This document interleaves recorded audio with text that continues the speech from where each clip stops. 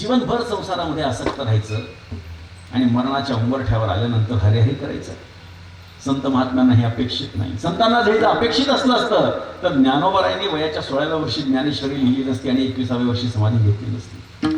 वयाच्या 12व्या वर्षी एकनाथ महाराज सद्गुरूंच्या शोधार्थ देवगिरीवरती अर्थात दौलताबाद किल्ल्यावरती गेले नसते.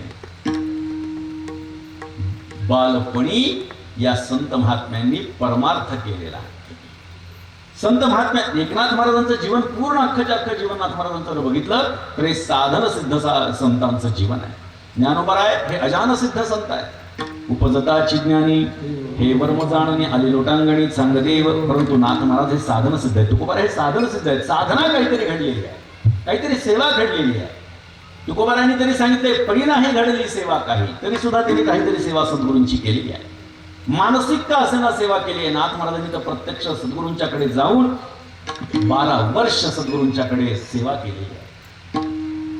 बर 12 वर्ष सद्गुरूंच्याकडे सेवा केली, त्याचं फल काय? 36 वर्ष देव येऊन राबला. विठ्ठल